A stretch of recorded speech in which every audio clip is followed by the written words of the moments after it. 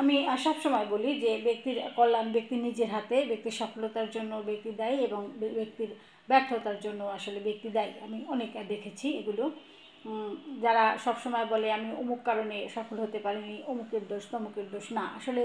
আর সেক্ষেত্রে যদি ব্যক্তি নিজের দিকে তাকায়, তাহলে তার নিজেকে নিয়ে ভাবে, তাহলে সে দেখবে কোথাও না কোথাও তার নিজের কোনো স্কিলের ঘাটতি ছিল, বা তার কোথাও না কোথাও কোনো চিন্তার দুর্বলতা ছিল, ব্যর্থতা ছিল। তো বেশিরভাগ মঙ্গলই আসলে আপনার ঘরের সাথে জড়িত। আপনি যে ঘরে বাস করছেন, আপনি যেখানে থাকছেন, সেখানের সাথেই আপনার বেশিরভাগ মঙ্গল জড়িত। তো আমি আপনাকে সংক্ষিপ্তভাবে বলবো যে আপনি কিভাবে আপনার ঘরের পজিটিভ শক্তি যদি আপনি বৃদ্ধি করতে পারেন, তাইলে বাইরের সফলতা আপনার জন্য নিশ্চিত। আপনার ঘরে কোনো বিপদ আপদ হবে না, অনেক ভয়ঙ্কর কোনো অসুখে আপনার টাকা পয়সা খরচ হয়ে যাবে না, আপনার দাম্পত্য কলহ আসবে না, আপনি যদি ঘর থেকেই আপনার পজিটিভ শক্তিটা বাড়িয়ে নিতে পারেন। এখন কিভাবে আপনি ঘর থেকে পজিটিভ শক্তি বাড়াবেন?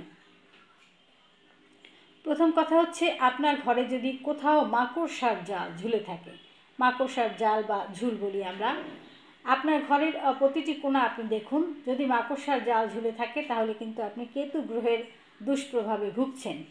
অর্থাৎ প্রত্যেকটা জয়েন্ট হচ্ছে কেতুর জায়গা, দেয়াল হচ্ছে কেতুর জায়গা। সেক্ষেত্রে যদি মাকড়সার জাল থাকে তাহলে আপনি ঘরে পজিটিভ শক্তি ফিল করবেন না।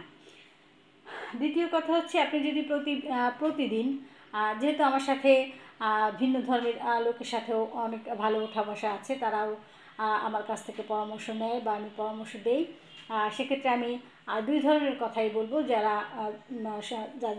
মনে করেন যে ভিন্ন ধর্মের আছেন, তারাও যেন পালন করতে পারেন।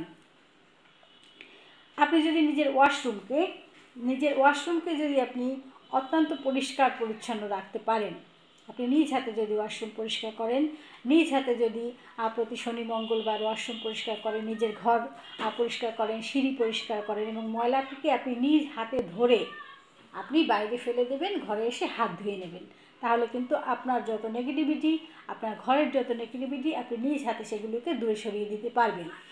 আর একটা হচ্ছে, প্রতিদিন যদি আপনি আপনার দরজার ডান দিকে একটি সরিষার তেলের প্রদীপ জ্বালান, তাহলে অবধারিতভাবে বাস্তুশাস্ত্র অনুসারে ধরা হয়ে থাকে যে আপনার ঘরে লক্ষ্মী প্রবেশ করবে। আর একটা হচ্ছে গঙ্গা জল। প্রতিদিন সকালে এবং সন্ধ্যায় যদি আপনি ঘরের মুখ্য দরজায় গঙ্গা জল ছিটান, তাহলে আপনার ঘরে পজিটিভিটি আসবে। আর একটা হচ্ছে, বৃহস্পতিবার বাদে প্রতিদিন যদি আপনি লবণ দিয়ে, ঘর মোছার জলের সাথে একটু লবণ দিয়ে ঘর পরিষ্কার করেন, ঘর মোছেন, তাহলে কিন্তু আপনার ঘরে পজিটিভিটি বৃদ্ধি পাবে। আপনি সন্ধ্যায় বা সকালে যে কোনো এক সময় আপনি ঘরে ধূপকাঠি জ্বালবেন, সুগন্ধি কিন্তু আপনার ঘরের শুক্রকে অ্যাক্টিভ করবে। তারপর আপনি ছেঁড়া জুতো বা জুতো এলোমেলো রাখা, এই বিষয়টার দিকে বিশেষভাবে খেয়াল রাখবেন। ছেঁড়া জুতো এলোমেলো রাখলে কি হয়, আপনার ঘরে অযথা কলহ ক্লেশ হয় এবং ছেলে মেয়েদের সফলতায় অসুবিধা হয়ে থাকে। এরপর আছে, অনেকে দেখবেন ডোরবেল লাগায়। এই ডোরবেলটা কী হয়, হাওয়ার বিপরীতে যদি লাগায় তাহলে টুংটাং একটা আওয়াজ হয়।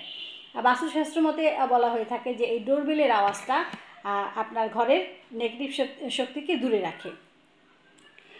আরেকটা হচ্ছে, মুখ্য দরজায় পঞ্চমুখী হনুমানজির ছবি রাখেন, তাহলে আপনার ঘরে কোনো নেগেটিভিটি প্রবেশ করবে না।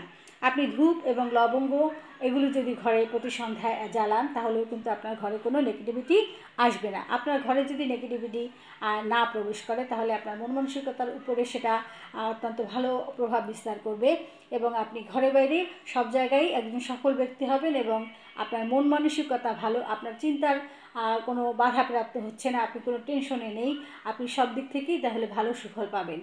তো ঘর থেকে পজিটিভিটি আনুন, নিজেকে ছোট ছোট কাজের মাধ্যমে পরিবর্তন করে নিজের উন্নতি করুন। ধন্যবাদ সকলকে।